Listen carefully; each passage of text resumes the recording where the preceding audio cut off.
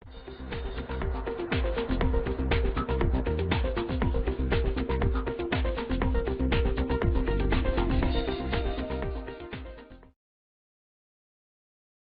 GP4000 series HMIs ship with a protective film over the display and bezel.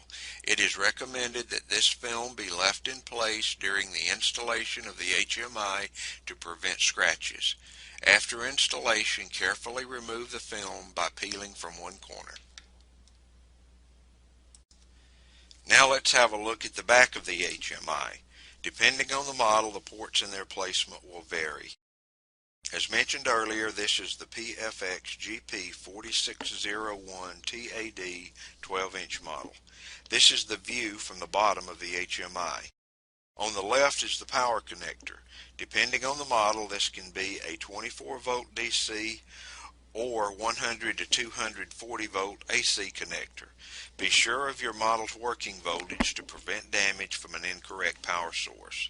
The included installation guide covers the voltage ranges for the AC and DC models.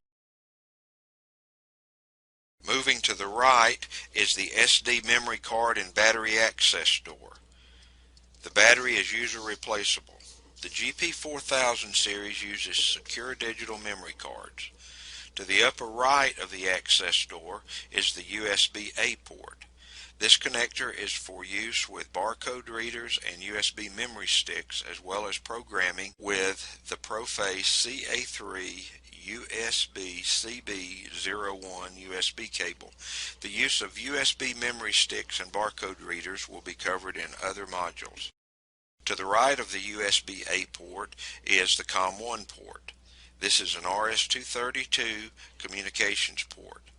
Pinouts for this port are diagrammed in the GP4000 series installation guide included with the HMI. Device-specific cabling diagrams and corresponding Proface cables are detailed in the device connection manuals installed with GP Pro EX and online. Directly below the COM port 1 is the USB mini port.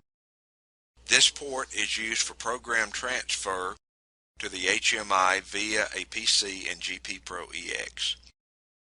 Proface offers the ZC9USCB-MB1 cable for this, but a regular high-quality USB-A to USB Mini B male cable works.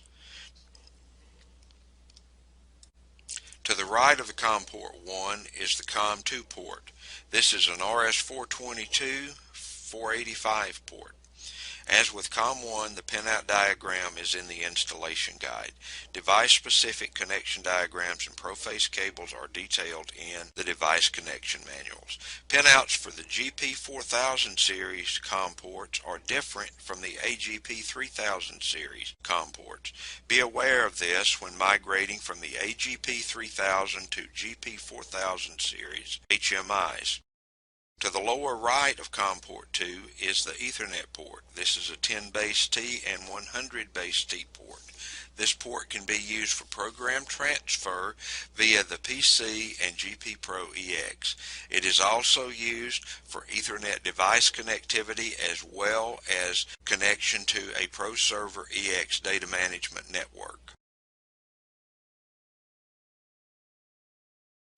The accessories included with the PFX GP2601-TAD are shown here. Specific accessories will vary with the particular model.